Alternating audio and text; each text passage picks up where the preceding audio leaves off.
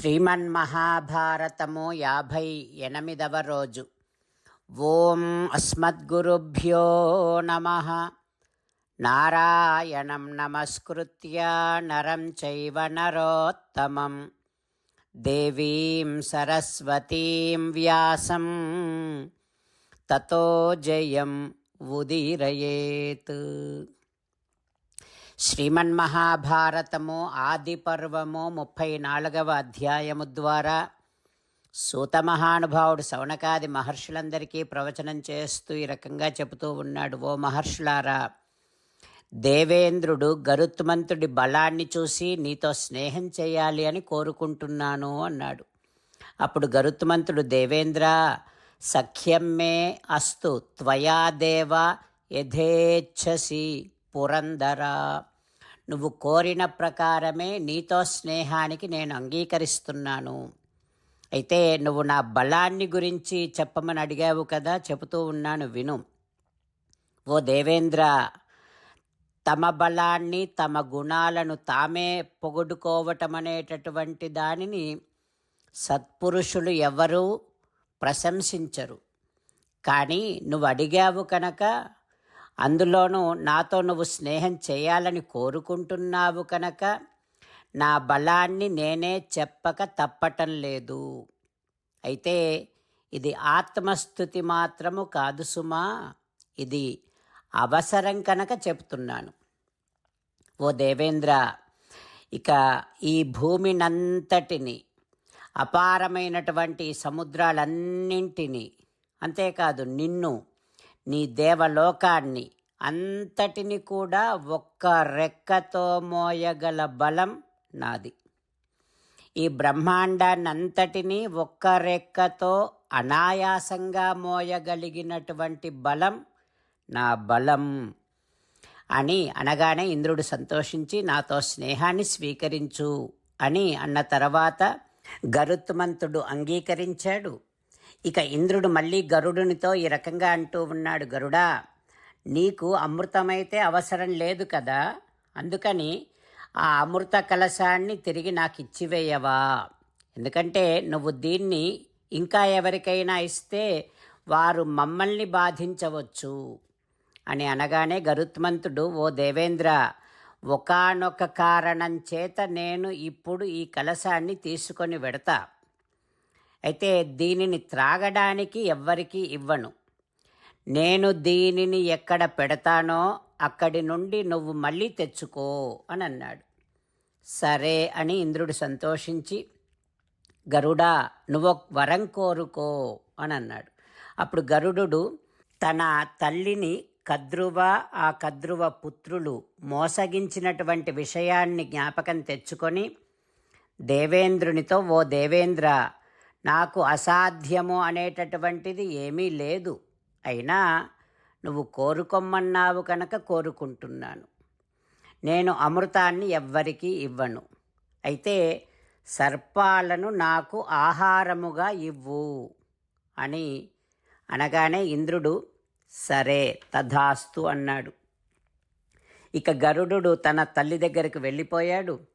నాగులందరినీ పిలిచి, నాగులారా, మీరు కోరినట్టే అమృత కలశాన్ని తెచ్చాను. ఇప్పుడు ఈ కలశాన్ని ఈ దర్భలపైన ఉంచుతా. మీరంతా స్నానం చేసి శుచిగా వచ్చి ఈ అమృతాన్ని పానం చేయండి. అయితే అమృతం తీసుకొస్తే మా తల్లి దాసీత్వం నుండి విముక్తి పొందుతుంది అని కదా మీరు చెప్పారు. మీ మాట ప్రకారము అమృతాన్ని తీసుకొని వచ్చాను. మా తల్లి విముక్తురాలైనట్టే అని గరుత్మంతుడు చెప్పి తల్లిని తీసుకొని వెళ్ళిపోయాడు. ఇక సర్పాలేమో స్నానానికి వెళ్ళిపోయాయి. ఆ సమయంలో ఇంద్రుడు అమృత కలశాన్ని తీసుకొని స్వర్గానికి వెళ్ళిపోయాడు. ఇక సర్పాలేమో స్నానాలు జపాలు చేసుకొని వచ్చి చూస్తే కలశం కనిపించలేదు. ఎవరో ఈ కలశాన్ని అపహరించారు అని గ్రహించారు. వారు తెలుసుకున్నారు, ఎవరో మమ్మల్ని మోసం చేశారు అని తెలుసుకున్నారు. ఆ దర్భలపైనే అమృత కలశం ఉంచబడింది కనుక ఆ సర్పాలు దర్భలను నాకటం మొదలుపెట్టాయి. నాకటం వలన, దర్భల వలన ఆ సర్పాల యొక్క నాలుకలు రెండుగా చీలాయి. అప్పటి నుంచి అవి ద్విజిహ్వలు అయ్యాయి. అయితే అమృత స్పర్శ వలన దర్భలు పవిత్రమయ్యాయి. ఇక గరుత్మంతుడు ఆనాటి నుండి తన తల్లితో ఆనందంగా గడిపాడు. సర్పాలను భుజిస్తూ ఇతర పక్షుల చేత గౌరవింపబడుతూ మహోజ్వలమైనటువంటి కీర్తితో తల్లిని ఆనందపరుస్తూ ఉన్నాడు ఆ గరుత్మంతుడు. సూతుల వారు చెప్తూ ఉన్నారు, ఓ మహర్షులారా, ఈ గరుత్మంతుని కథను ఎవరు వింటారో, ఎవరు చదువుతారో, ఎవరు చెబుతారో తప్పకుండా వారికి అద్భుతమైనటువంటి పుణ్యము కలుగుతుంది, స్వర్గ సుఖాలను అనుభవిస్తారు అంటూ సూతుల వారు మంగళాశాసనం చేస్తూ ఉన్నారు. ఆ తర్వాత ఏం జరుగుతుందో రేపు తెలుసుకుందాం. జై శ్రీమన్నారాయణ. అమ్మా నాన్నలకు సాష్టాంగ నమస్కారం చేద్దాం. మన ఆచార్యవర్యుల శ్రీ చరణారవిందములకు సాష్టాంగ నమస్కారం చేద్దాం. శ్రీ వేదవ్యాస మహర్షుల వారి దివ్య పాదారవిందములకు సాష్టాంగ నమస్కారం చేద్దాం. శ్రీ విఘ్నేశ్వర స్వామి వారి శ్రీచరణారవిందములకు సాష్టాంగ నమస్కారం చేద్దాం. శ్రీమన్ మహాభారత గ్రంథరాజమునకు సాష్టాంగ నమస్కారం చేద్దాం. శ్రీకృష్ణ భగవానుని శ్రీచరణారవిందములకు సాష్టాంగ నమస్కారం చేద్దాం.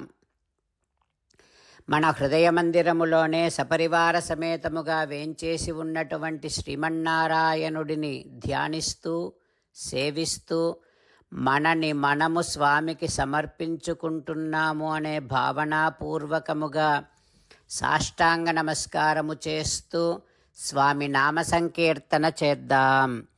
శ్రీమన్నారాయణ నారాయణ నారాయణ, శ్రీమన్నారాయణ నారాయణ నారాయణ. శ్రీమన్నారాయణుడే శ్రీకృష్ణ భగవానుడిగా వచ్చి మనందరికీ భగవద్గీతను ఇచ్చి మనందరినీ 8 పనులు చేయమని చెబుతూ ఉన్నాడు. అందుకని మనమంతా కలిసి భగవన్ తప్పకుండా చేస్తాం అంటూ ఈ రకంగా మాట ఇద్దాం. హో శ్రీమన్నారాయణ, కరిష్యే వచనం తవ, సర్వం శ్రీకృష్ణార్పణమస్తు. జై శ్రీమన్నారాయణ. జై శ్రీమన్నారాయణ. భక్తులకు ప్రత్యేకమైనటువంటి విజ్ఞాపన. మీకు అన్ని విషయాలలో వెంటనే మంచి ఫలితాలు రావాలి అనంటే ప్రతిరోజు 1 నిమిషం వెచ్చించి నారాయణాస్త్రాన్ని చదవండి. ఇక మీకు తిరిగే ఉండదు. నారాయణాస్త్రాన్ని పొందడానికి మీరేం చేయాలంటే నారాయణాస్త్రం అనే వెబ్సైట్కి వెళ్ళి మీ పేరు మీ ఈమెయిల్ ఇస్తే మీ ఈమెయిల్కి నారాయణాస్త్రం PDF వస్తుంది. అందులో ఒక రామాయణ శ్లోకం, ఒక గీతా శ్లోకం, ఒక విష్ణునామం ఉంటాయి. ఆ 3 కలిపి నారాయణాస్త్రం అంటాం. ప్రతి ఒక్కరికి వేరువేరు శ్లోకాలను ఇస్తున్నాం. ఆ రకంగా ఎవరి శ్లోకాన్ని వారు ప్రతిరోజు తప్పనిసరిగా చదవటం వలన ప్రతిరోజు ప్రతి 24,000 భక్తులతో ఒకసారి సంపూర్ణ రామాయణ పారాయణ, 33 సార్లు శ్రీమద్ భగవద్గీత పారాయణ, 24 సార్లు శ్రీ విష్ణు సహస్రనామ స్తోత్ర పారాయణ జరుగుతుంది. ప్రతి ఒక్కరికి అంతటి విశేష ఫలితము ప్రతిరోజు లభిస్తుంది.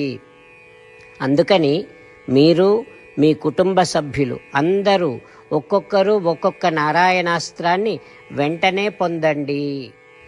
జై శ్రీమన్నారాయణ. శ్రీమద్ భగవద్గీత సారాంశముగా 18వ అధ్యాయములో 65 నుంచి 69 శ్లోకముల ద్వారా శ్రీకృష్ణ భగవానుడు మనందరినీ ఒక 8 పనులు చేయమని చెబుతూ పరమాత్మ ఈ రకంగా అంటూ ఉన్నాడు.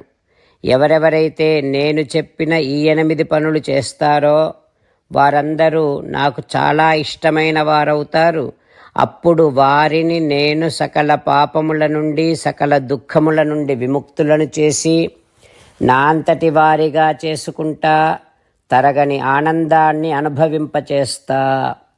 నిజమే చెబుతున్నా, ప్రమాణము చేసి చెబుతున్నా అంటూ సాక్షాత్తుగా దేవదేవుడైన శ్రీమన్నారాయణుడైన శ్రీకృష్ణ భగవానుడే మనను ఈ 8 పనులు చేయమని చెబుతూ ఉన్నాడు కనుక హో శ్రీమన్నారాయణ, కరిష్యే వచనం తవ, తప్పకుండా చేస్తా, నువ్వు చెప్పినట్టే చేస్తా అంటూ మనం ప్రతిరోజు దేవదేవుడైన శ్రీమన్నారాయణుడికి ఈ రకంగా మాట ఇద్దాం.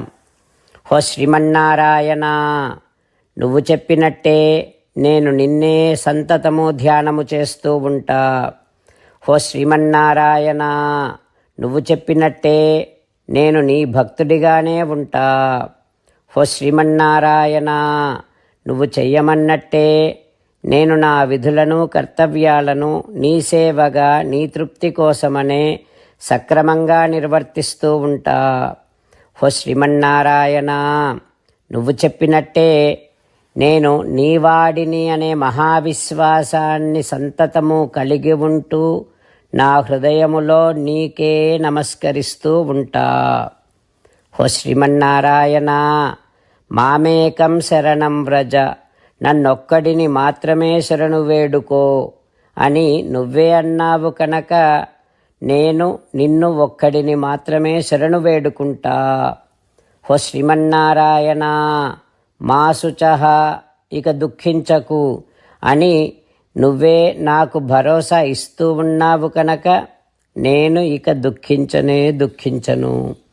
హో శ్రీమన్నారాయణ, నువ్వు చెప్పినట్టే నువ్వు నా కోసమని చెప్పిన శ్రీమద్భగవద్గీతను ఎప్పుడో ఒక్కసారి కాకుండా ప్రతిరోజు కనీసం ఒక్క శ్లోకాన్నైనా అనుసంధానము చేస్తూ గీతోపదేశాన్ని జ్ఞాపకం చేసుకుంటూ ఉంటా. హో శ్రీమన్నారాయణ, నువ్వు చెప్పినట్టే నువ్వందరి కోసమని చెప్పిన శ్రీమద్భగవద్గీతను తెలియని భక్తులందరికీ తెలియచేసే నా వంతు ప్రయత్నాన్ని నిరంతరము కొనసాగిస్తూనే ఉంటా. హో శ్రీమన్నారాయణ, నేను నువ్వు చెప్పినట్టే చేస్తా, నీకు నచ్చినట్టే ప్రవర్తిస్తా, నీకోసమే పని చేస్తూ ఉంటా. కరిష్యే వచనం తవ. సర్వం శ్రీకృష్ణార్పణమస్తు. జై శ్రీమన్నారాయణ.